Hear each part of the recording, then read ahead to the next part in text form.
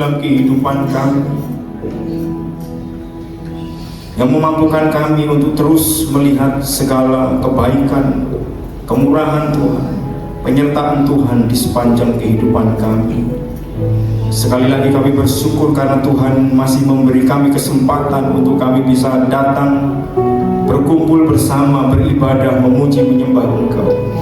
Terima kasih untuk anugerah keselamatan yang telah Tuhan berikan kepada kami.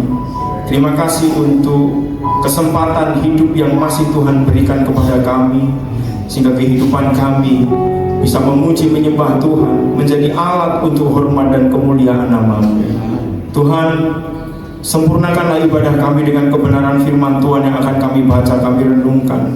Karena kami percaya ketika kebenaran itu memerdekakan kami, maka kami akan menjadi orang-orang yang hidup di dalam kebaikan dan kemurahan Tuhan. Kami percaya bahwa Tuhan punya maksud dan rencana atas setiap kehidupan kami. Oleh sebab itu, berkatilah kebenaran firman Tuhan yang akan kami dengar pada pagi hari ini. Di dalam nama Tuhan Yesus Sang Kristus kami berdoa. Haleluya. Amin. Amin. Amin. Terima kasih untuk para pelayan musik pujian penyembahan. Mari Bapak Ibu, sebelum kita duduk mungkin bisa memberi salam samping kiri samping kanan ya. Katakan bahwa Tuhan baik dalam kehidupan kita. Amin. Amin Bapak Ibu sekalian ya.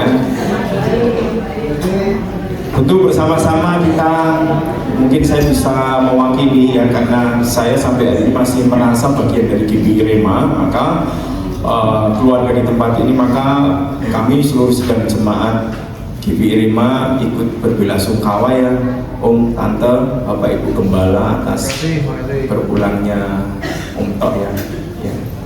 Saya masih ingat wajahnya karena dulu waktu masih anak muda itu beberapa kali diajak Pak Gembala ke Sidoarjo naik mobil itu, mobil yang lama itu ya. Saya masih ingat sekali begitu. Oke. Berikutnya Bapak Ibu sekalian, saya akan mengajak Bapak Ibu untuk membuka satu ayat firman Tuhan terlebih dahulu di dalam Matius pasal 28 ayat 20 ya, ayat yang pendek tetapi Bapak Ibu nanti bisa membaca keseluruhan perikopnya.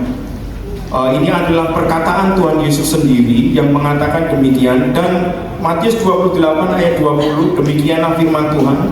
Dan ketahuilah, aku menyertai kamu senantiasa sampai kepada akhir zaman. Saya ulangi, dan ketahuilah aku, Yesus menyertai kamu, menyertai kita senantiasa sampai kepada akhir zaman. Bapak Ibu sekalian yang terkasih, Allah hadir menyertai kehidupan kita. Kita harus sadar bahwa Allah hadir menyertai kehidupan kita. Bapak Ibu, mungkin ini adalah satu tema yang mungkin sudah beberapa kali atau sering kita dengar, tapi saya pada pagi hari ini akan menyampaikan hal ini karena beberapa waktu ini karena beberapa kejadian dan kondisi yang kami alami, yang kemudian seperti Tuhan mengingatkan kepada saya secara pribadi, juga kepada istri, ingat bahwa Allah hadir menyertai kehidupan kita, apapun yang terjadi, apapun yang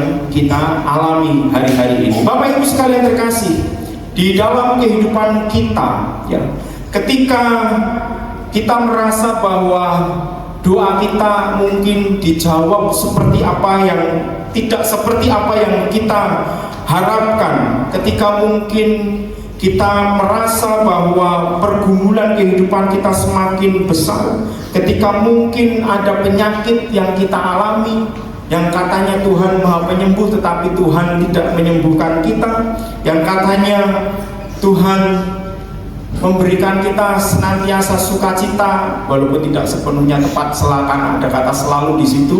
Tetapi acap kali Bapak Ibu sekalian, penyakit, kehilangan, kegagalan, dan persoalan hidup yang datang silih berganti, atau ketika kita berdoa dan seolah-olah pintu sudah tertutup, maka kadang-kadang kita sampai kepada satu titik di mana iman kita itu mulai goyah, mulai muncul keraguan terhadap katanya Tuhan hadir, katanya Tuhan menyertai. Tanpa disadari kemudian kita mulai meragukan kehadiran dan penyertaan Allah. Bapak Ibu sekalian terkasih, kita tahu secara doktrinal, secara pengajaran bahwa Allah selalu hadir, bahwa Allah menyertai kehidupan kita, Allah hadir dalam setiap pengalaman hidup kita. Tetapi dalam realitas kita sehari-hari, kita merasa seolah-olah Dia jauh dan membiarkan kita berjalan sendirian.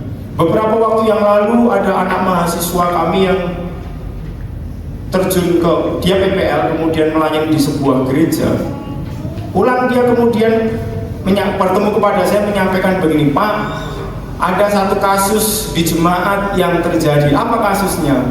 Ada ibu yang bergumul untuk suaminya karena pernah penyakit kanker, sembuh Pak, Tuhan menolong. Tetapi ada ibu yang lain dengan penyakit kanker yang hampir mirip Pak, berdoa, berpuasa dan sebagainya, tetapi suaminya tetap berulang.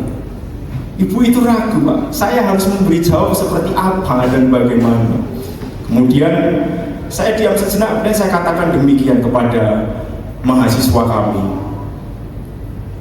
Iman Kristen yang sejati itu bukan hanya mengurusi masalah ketika kita bergumul di dunia. Karena sebetulnya apa yang membedakan kekristenan dengan ajaran agama yang lain adalah kepastian ketika mati mau ke mana.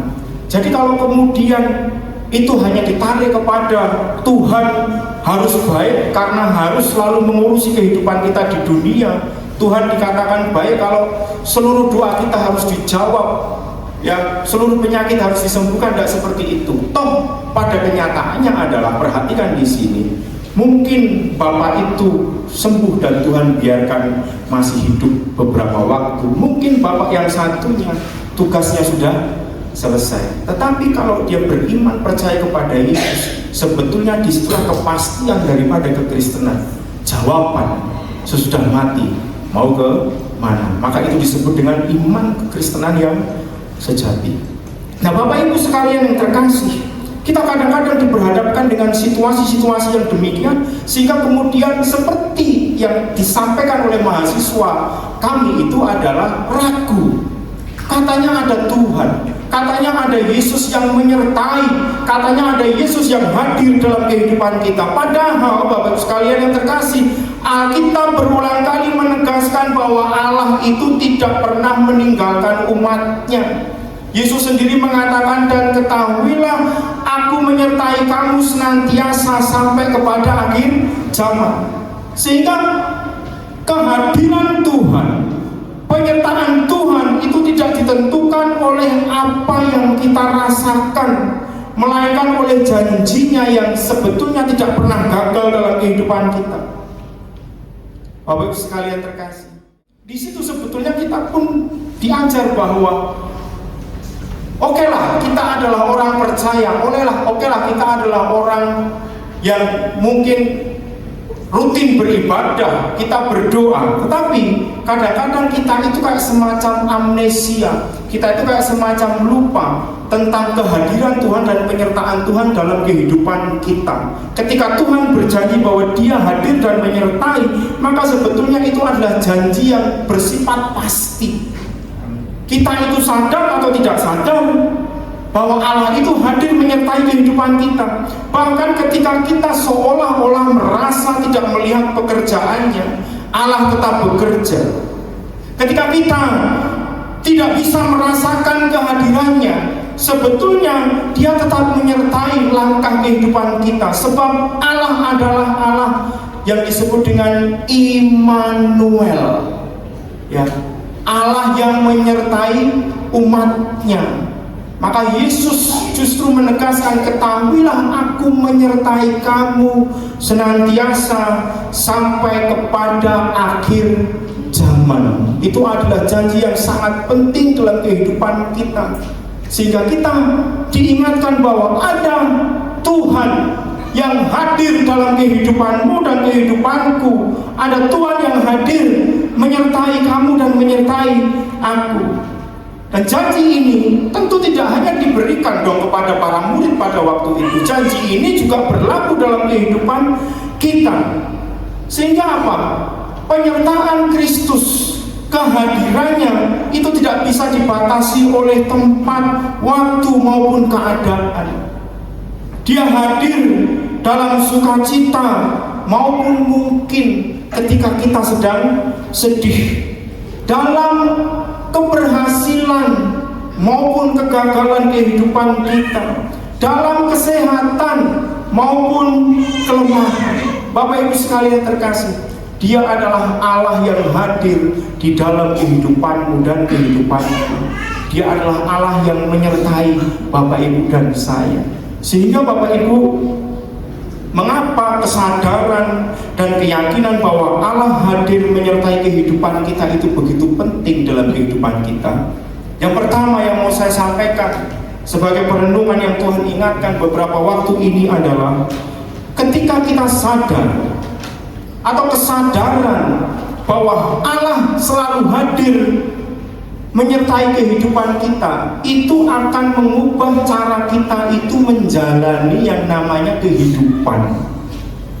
Ya, maka dengan kata lain adalah kesadaran dan keyakinan bahwa ada Allah yang hadir dalam kehidupanmu dan menyertai kamu, hadir dalam kehidupanku dan menyertai aku, itu akan membuat kita itu, Bapak sekalian, dari hari ke hari kita akan berusaha hidup berkenan, kita akan berusaha hidup benar kepadanya. Kesadaran bahwa Allah selalu hadir akan mengubah cara kita menjalani hidup. Kita tidak lagi sembarangan, melainkan dengan hati yang takut akan Tuhan dan rindu menyenangkan hatinya. Loh Bapak Ibu Saudara sekalian, mengapa kok ini menjadi sesuatu yang sangat-sangat penting dalam kehidupan kita? Coba kita itu hidup Indonesia itu, ya dalam konteks Indonesia bernegara, kita sebagai warga negara kita itu negara teis, betul lah Bapak sekalian. Sejak dari awalnya memang sudah dikondisikan adalah keyakinan adanya Tuhan. Sehingga kemudian tidak ada ruang sama sekali bagi yang katanya namanya ateisme, Bapak sekalian.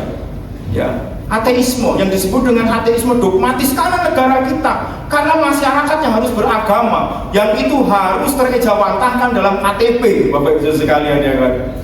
Beragama loh semuanya. Tetapi Bapak Ibu sekalian, ya, hari-hari ini ateisme itu tidak hanya berbicara mengenai ateisme secara dogmatis. Keyakinan bahwa aku percaya bahwa Tuhan itu tidak ada, atau aku percaya bahwa Tuhan, aku tidak percaya bahwa Tuhan itu ada. Tidak begitu Bapak sekalian. Hari-hari ini banyak sekali orang yang KTP-nya beragama. Hari-hari ini semua kita punya KTP orang Kristen, Bapak sekalian. Tapi perhatikan Bapak sekalian terkasih, ya. Dia bisa beragama, dia bisa percaya, beriman kepada Yesus, tetapi Bapak sekalian, ya, belum tentu kehidupannya itu adalah kehidupan yang betul-betul mewujudkan satu kehidupan yang kita itu takut akan Tuhan. Kita setiap hari belajar mengejar perkenanan Tuhan. Setiap hari kita berusaha mengkondisikan hati kita itu menjadi kondisi hati yang baik kepada sesama. Bapak Ibu sekalian terkasih, di sini kita belajar, kita menyadari bahwa tidak ada satu pun pikiran, perkataan maupun perbuatan yang tersembunyi di hadapan Allah. Karena itu kita terdorong untuk hidup di dalam apa Bapak Ibu? Kekudusan, kejujuran, kasih dan ketaatan. Bapak Ibu yang terkasih, tidak ada satupun yang tersembunyi di hadapan Tuhan. Realitas, kenyataan bahwa ada Tuhan yang hadir menyertaiku, menyertai Bapak Ibu, ada Tuhan yang menuntun kehidupanku, itu seharusnya berimplikasi sangat praktis membuat kita itu berhati-hati dengan kehidupan, membuat kita itu betul-betul belajar untuk mengejar apa yang berkenan di hadapan Tuhan. Kita terdorong untuk hidup dalam kekudusan, kejujuran, kasih dan ketaatan. Kadang-kadang kita itu selalu terobsesi mengenai Tuhan berkati aku, Tuhan aku punya kebutuhan ini, Tuhan aku mau itu dan lain sebagainya. Tetapi Bapak Ibu sekalian, seharusnya ada satu hal yang lain yang penting dalam kehidupan kita. Tanya dong, apakah selama ini kita itu mengejar perkenanan Tuhan? Atau kita itu mencoba untuk semakin hidup benar di hadapan Tuhan? Tuhan sudah membenarkan kita loh Bapak sekalian. Tetapi menjadi tugas dan tanggung jawab kita untuk kita itu belajar. Untuk apa? Mengejar perkenanan Tuhan. Maka di dalam perjanjian lama ada satu contoh yang sangat-sangat dekat dengan kehidupan kita. Yusuf ketika dia dicobai dengan berbagai macam hal. Yang terakhir ketika dia dicobai oleh istri Potifar, maka di sana kemudian ada satu pernyataan yang sangat penting. Bagaimanakah mungkin aku melakukan kejahatan yang besar ini dan berbuat dosa terhadap Allah? Kenapa Bapak sekalian? Dia sadar bahwa ada Allah yang menyertai kehidupannya. Dia sadar karena ada Tuhan yang menuntun kehidupannya, sehingga kemudian dia mengatakan, bagaimana mungkin aku melakukan kejahatan yang besar ini dan berbuat dosa terhadap Allah. Dia sadar bahwa sekalipun manusia tidak melihat, Allah tetap hadir. Kesadaran inilah yang membuatnya tetap setia kepada Tuhan. Amin Bapak Ibu sekalian terkasih. Yuk kita itu belajar untuk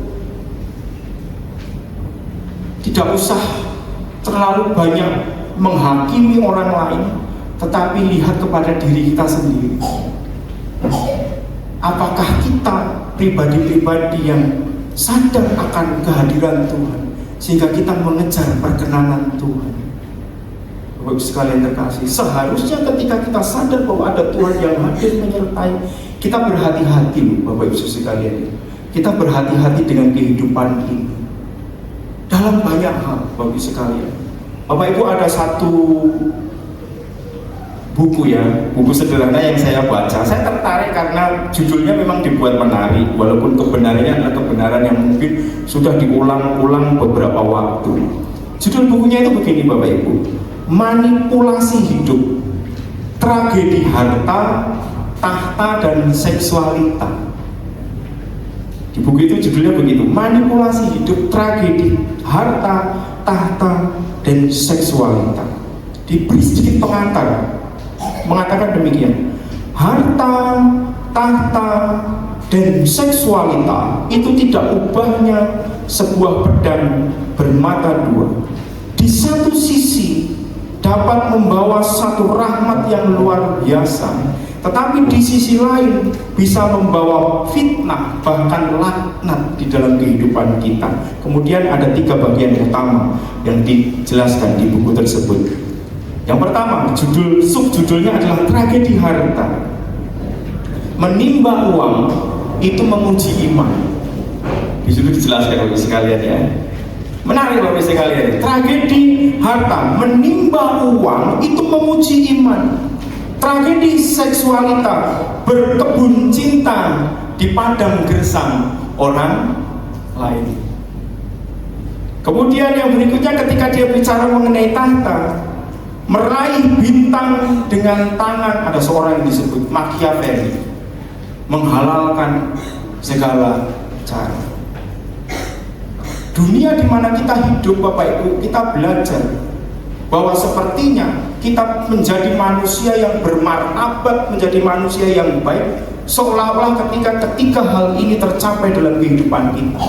Tetapi Bapak Ibu sekalian, kita diingatkan, apakah segala sesuatunya itu salah? Tidak, tetapi kita diingatkan ada satu hal yang sangat penting dalam kehidupan kita, bahwa ada Tuhan yang hadir, ada Tuhan yang menyertai, yang seharusnya membuat kita itu bisa lebih berhati-hati di dalam kehidupan ini.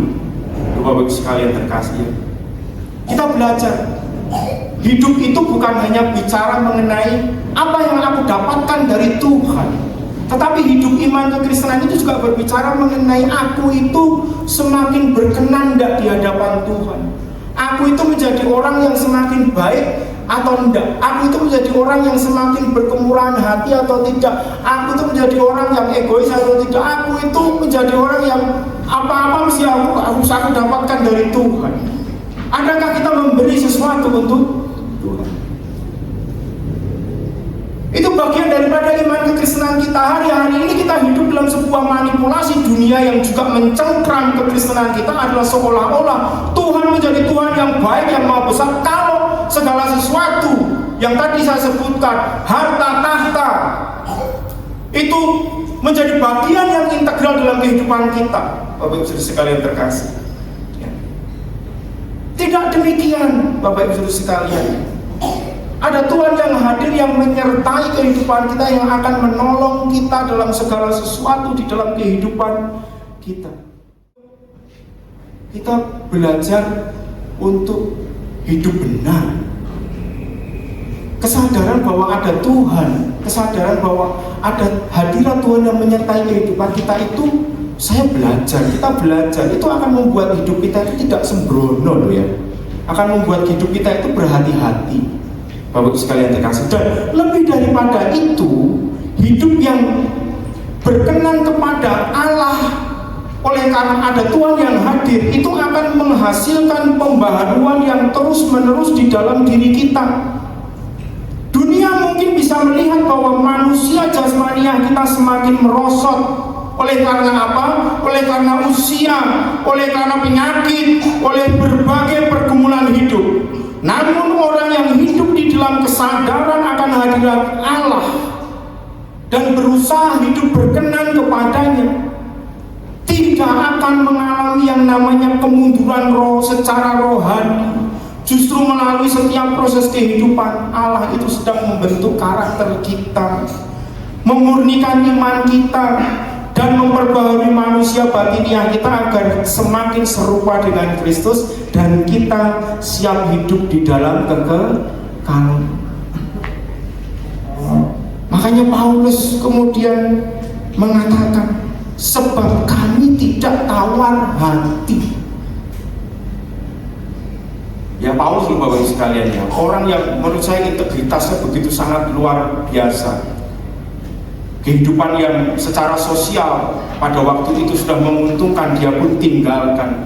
Ketika dia harus melayani, dia mengatakan melayani di tempat-tempat yang sudah dipatok. Dia orang yang tidak gila hormat dan lain sebagainya.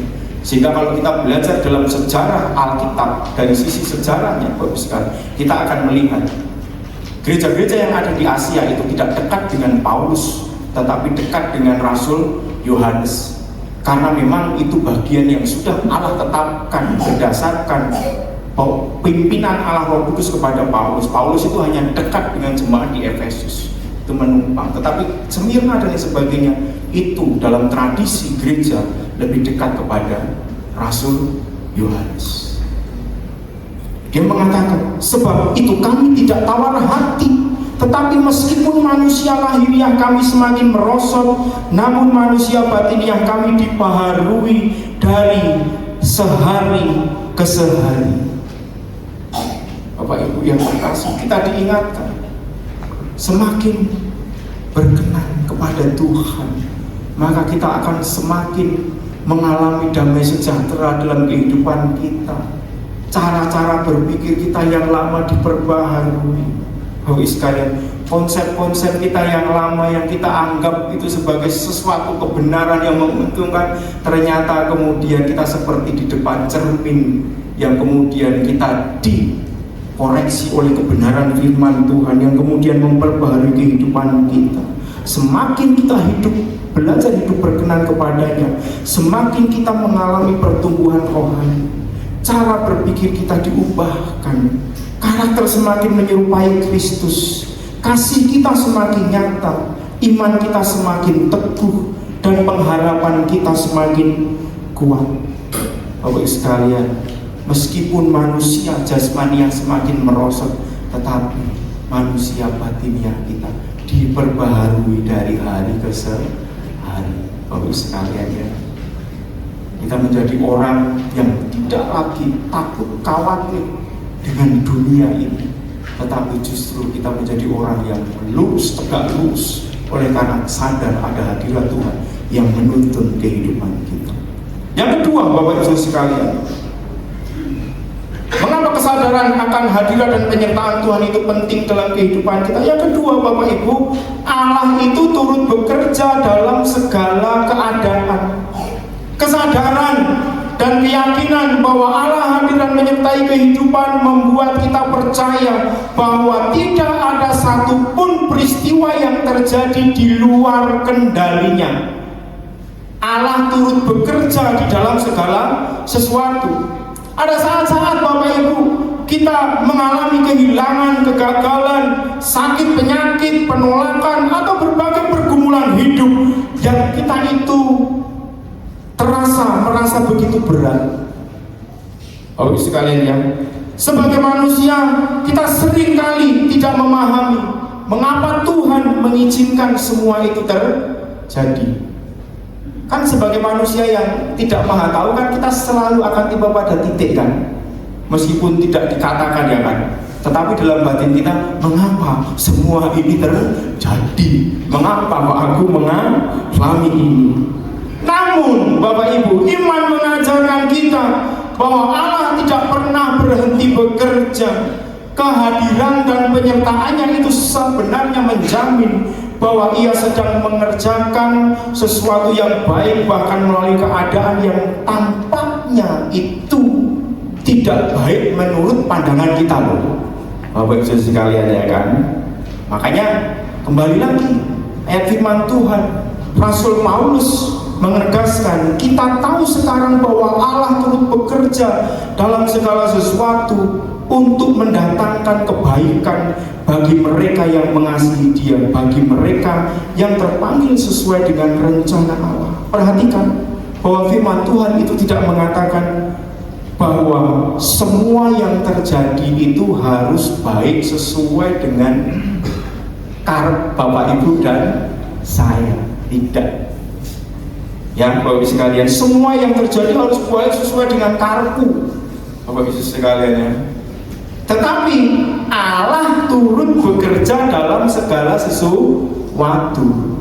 Allah mengizinkan itu semuanya, dan kemudian Allah seperti memakai itu semua Bapak Ibu sekalian ya, untuk mendatangkan kebaikan bagi siapa?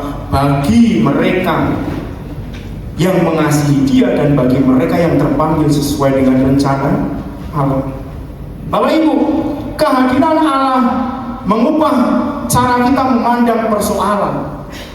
Kita tidak lagi melihat persoalan sebagai akhir dari segalanya, tetapi sebagai bagian dari proses Allah membentuk iman, karakter, dan pengharapan kita. Karena itulah Bapak Ibu, kita belajar kesadaran bahwa ada Allah yang hadir, yang turut bekerja dalam segala sesuatu dalam kehidupan kita, itu akan melahirkan hati yang bersyukur. Betul Bapak Ibu sekalian ya. Kita itu mudah bersyukur kalau segala sesuatu sesuai dengan mau kita, tetapi kalau segala sesuatunya di luar mau kita, Bapak Ibu sekalian ya kan, jadi Tuhan ini enak orang begitu Bapak Ibu sekalian ya kan. Wah, Tuhan pilih kasih dan lain sebagainya. Kita dapat mengucap syukur bukan karena semua keadaan menyenangkan, melainkan karena kita percaya bahwa Allah yang hadir bersama kita tidak pernah gagal menggenapkan rencananya. Maka di bagian yang lain ada perkataan firman Tuhan, mengucap syukurlah dalam segala keadaan, bukan dalam keadaan yang kita anggap baik-baik saja. Betul nggak Bapak Ibu sekalian ya? Belum mengucap syukur itu kayaknya gampang diomongkan Bapak Ibu sekalian ya. Tapi itu kalau betul-betul kita alami Bapak Ibu sekalian, kita mengalami sebuah kondisi dan lain sebagainya, betul-betul kalau kita itu belum bisa tulus mengucap syukur menerima itu, saya yakin tidak akan pernah ada damai sejahtera. Saya yakin sebetulnya kita akan mempertanyakan keberadaan Tuhan terus-menerus. Bapak Ibu, kapan hari saya sedang di kantor karena saya sedang menyiapkan untuk ujian akhir Bapak Ibu sekalian ya, untuk disertasi, itu sedang lagi fokus banyak yang dipikir. Kemudian rekan saya ketuk-ketuk, "Pak, kenapa Pak Obi?" Saya ngomong gitu kan. "Ini Pak, 2 mahasiswa kita tadi pergi sama Bu Sinta, kemudian balik bawa motor, ketabrak truk Pak, pingsan, motornya hancur." Dan terus Pak gitu kan, ini sedang dibawa ke rumah sakit, mereka pingsan pakai ambulan, ada 2 ambulan di sana. Saya langsung pikiran saya, Bapak sekalian, anaknya orang kalau sepeda sama motor kan tidak apa, Bapak sekalian, ditabrak truk tronton, Bapak sekalian, di jalan di Ponegoro di bawah itu, Bapak sekalian, motornya hancur terlempar gitu kan. Akhirnya saya ikut panik, Bapak sekalian. Waduh, ini gimana ini, Bapak sekalian ya. Akhirnya kemudian saya telepon sama istri sedang ada urusan baru dari panti asuhan. Sebenarnya mereka itu ada di bawah naungan istri saya untuk pelayanan anak di panti asuhan. Kemudian pulang dari sana, pisah jalan. 2 mahasiswa ini kembali ke kampus, istri saya urusan di bank begitu. Kemudian saya telepon dan sebagainya, ini aku masih di bank dan sebagainya. Akhirnya ke sana, istri saya ke sana, kemudian saya minta diantar sama staf kami ya kan, antar saya Pak ke sana begitu untuk melihat kondisi. Dan saya ke sana, Bapak sekalian ya, ternyata sudah tidak pingsan ya, sudah baik. Yang di sini ini, yang cewek itu di sini lubang, kemudian di sini juga lubang, kemudian yang satunya itu giginya ada yang lepas, kemudian yang di sini itu kempil, Bapak sekalian, giginya kempil. Terus saya ngomong sama istri saya kan, "Kamu urus yang di sini." Urus yang di sini, dokter ngomong apa, kemudian saya tak ke kantor polisi karena ditahan, Bapak Ibu sekalian, motor semua ditahan begitu. Akhirnya saya ke sana, saya ngomong sama istri, "Nanti kalau sudah selesai kamu ke kantor polisi karena polisi minta kejelasan 2 anak ini bagaimana." Nah, akhirnya saya ke sana, Bapak Ibu sekalian. Saya datang ke sana, bisa lihat, motornya hancur betul itu, Bapak Ibu sekalian. Motornya sudah betul hancur ya kan, ditabrak truk dari belakang gitu. Kemudian saya lihat bapak supir itu orang Wonogiri sini, Bapak Ibu sekalian ya, Wonogiri sampai Salatiga, Bapak Ibu sekalian. Itu kasihan, jadi sudah kayak takut dan lain sebagainya, begitu matanya merah. Kemudian saya memperkenalkan diri, saya dosennya, saya yang mengurusi, bapak namanya siapa, begitu. Kemudian Bapak Ibu sekalian, sebenarnya waktu itu saya juga kalau ini urusannya pasti panjang, saya yakin pasti panjang, sampai sekarang pun juga belum selesai urusannya. Akhirnya saya ngomong sama bapak itu, "Bapak," saya ngomong, "Bapak tidak usah khawatir, tidak usah takut, tetap bersyukur Pak." "Lah kok sakit Pak?" "Lah itu yang Bapak tabrak itu memang motornya hancur, tetapi 2 anak ini tidak ada satu tulang pun yang patah. Gur, untune gempil Pak," saya ngomong begitu. "Oke Pak, gur untune gempil," saya ngomong gitu kan. Bapak tahu kejadian di situ, bukan saya menakut-nakuti, faktanya memang adalah sering terjadi kecelakaan di jalan Diponegoro di bawah Roncali itu selalu lewat, selalu yang keblindes truk lah dan apa, dan posisi mahasiswa itu tabrak dari belakang, itu kelempar, Bapak Ibu sekalian ya. Satu di tengah, satu di sebelah kanan, Bapak Ibu sekalian. Untung nggak ada mobil atau apa dari sana, padahal di situ ramai, Bapak Ibu sekalian. Kalau sampai ketabrak dan sebagainya gimana? Saya ngomong, Bapak bersyukur ya, sing ikhlas, saya ngomong juga. Jadi nanti nek rembukan peta, saya ngomong itu sekalian ya. Wah, saya akhirnya ngomong gitu, Pak, saya ikhlas dan sebagainya. Dan lain sebagainya, akhirnya sudahlah ya kan. Saya juga ngomong sama polisinya pada waktu itu kalau menurut ceritanya murid saya loh Pak, sudah di tengah, kemudian sudah rating, tapi diserempet, ditabrak dari belakang. Pak polisinya kan, karena tahu saya pendeta kan, kami berdiri bersama korban. Oh ya bagus, lama di saya polis. Kami berdiri bersama korban, begitu kan Bapak sekalian. Wah, akhirnya sudah saya urus dan sebagainya, Bapak Ibu. Saya ngomong kepada Bapak Ibu, tetap harus bisa mengucap syukur Pak. Bapak Ibu, harus ada satu ruang dalam hati Bapak yang disisakan untuk mengucap syukur. Coba bayangkan kalau ada yang patah tulang atau meninggal, urusannya kan tambah panjang toh Pak. Oke Pak. Selang beberapa hari kemudian saya ngomong sama mahasiswa saya tergerak ngomong Bapak sekalian. Dua mahasiswa ini kan, karena kita kan di sekolah Alkitab, di mana panggilan Tuhan itu menjadi sesuatu yang penting Bapak sekalian. Saya ngomong, kalian, Pak Diki ngomong ya, kamu kemarin itu kecelakaan karena sedang pergi pelayanan, dan Tuhan masih memberi kesempatan untuk kamu hidup. Saya ngomong begitu. Tidak ada satu tulang pun yang patah, guru gigi gempil, saya ngomong begitu. Kemudian luka-luka. Itu berarti Tuhan punya rencana atas kehidupan. Itu berarti rencana Tuhan belum selesai dalam kehidupan. Kalau rencana Tuhan sudah selesai dalam kehidupanmu, mati kalian berdua sama begitu Bapak sekalian. Oh iya Pak. Iya saya ngomong begitu, kan harus belak-belak Bapak sekalian. Supaya mereka sadar bahwa ada Tuhan yang hadir yang menyertai. Kalau kita masih diberi kesempatan untuk hidup Bapak sekalian, berarti Tuhan masih punya maksud dan rencana atas kehidupanmu. Jangan sembrono dengan kehidupan ini. Jadikan kehidupan ini ada satu kehidupan yang bermakna untuk hormat kemuliaan nama Tuhan. Dan jangan sidik-sidik mutung kepada Tuhan dan lain sebagainya.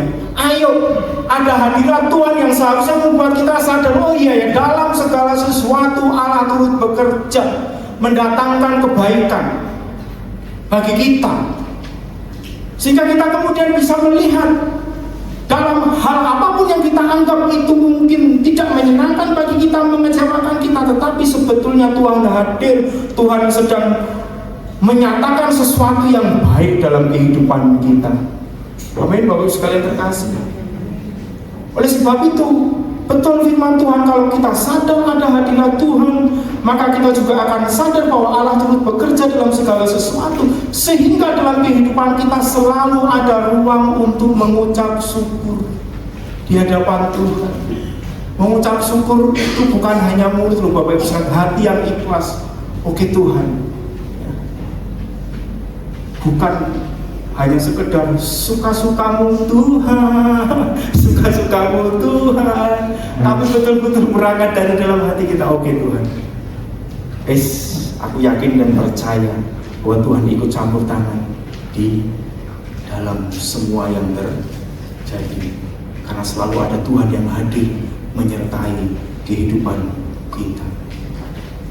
Oleh sebab itu Bapak sekalian, mungkin ya, hari-hari ini apakah ada Bapak Ibu yang lupa mengucap syukur Bapak sekalian? Udah kok sumpah begitu Bapak sekalian. Ayo toh Bapak Ibu sekalian ya, sudahlah datang mencari wajah Tuhan, biar kemuliaan Tuhan yang nampak. Ada Tuhan yang hadir menyertai kehidupan kita, ya Bapak sekalian, sehingga kita kemudian sadar bahwa oh iya, Tuhan itu hadir menyertai. Pasti ada sesuatu yang baik yang Tuhan kerjakan dalam kehidupan kita, dan pasti kita bisa mengucap syukur, ya, mengucap syukur kepada Tuhan, didasarkan kepada Allah, Allah yang hadir, Immanuel yang menyertai kehidupan kita. Karena Allah hadir menyertai kita, Bapak Ibu, marilah kita hidup berkenan kepadanya. Jangan Bapak Ibu hidup selalu menuruti keinginan dunia, tetapi hiduplah, belajarlah hidup kudus. Kitab suci mengajar bahwa segala sesuatu harus dimulai dari apa? Takut akan Tuhan, belajar berkenan kepadanya, ketaatan dan kesetiaan kepada Tuhan. Karena Allah hadir menyertai kita, marilah kita tetap percaya bahwa Ia turut bekerja dalam segala sesuatu. Meskipun kita belum memahami setiap proses yang kita jalani, kita yakin bahwa Tuhan tidak pernah kehilangan kendali atas kehidupan kita. Bapak Ibu sekalian terkasih, jadi ketika kita bertanya, di manakah Allah? Apakah ada Tuhan yang hadir dalam kehidupanku? Maka firman Tuhan menjawab dengan tegas, ketahuilah bahwa aku menyertai kamu senantiasa sampai kepada akhir zaman. Itulah pengharapan kita, itulah kekuatan kita, dan itulah alasan kita tetap melangkah dengan iman. Apapun yang kita alami, tetap mantep-mantep dari Gusti Yesus. Tetap berusaha, aku harus semakin berkenan di hadapan Tuhan.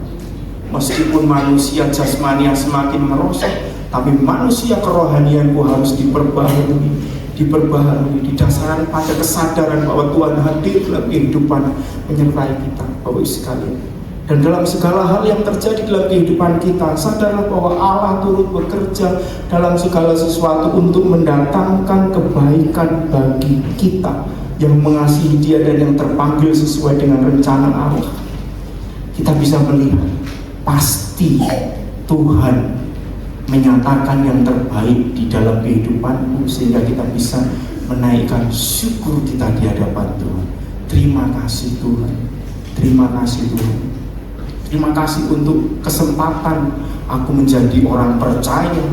Terima kasih untuk kesempatan aku masih diberi napas hidup. Terima kasih untuk keluarga. Terima kasih untuk anak-anak. Terima kasih untuk kesempatan bisa belajar dan lain sebagainya. Itu semua oleh karena Tuhan hadir menyertai kehidupan kita. Rugi besar kalau kita hidup tanpa sebuah keyakinan dan kesadaran Allah hadir menyertai kehidupan kita. Justru kalau Allah hadir menyertai kehidupan kita, kita akan semakin mengejar perkenanan Tuhan. Kita akan melihat bahwa Tuhan punya maksud dan rencana atas kehidupan kita, sehingga kita bisa menaikkan syukur kita di hadapan Tuhan. Thank you Jesus for your love, for your mercy from above. You have never let me go. You're the strength within my soul.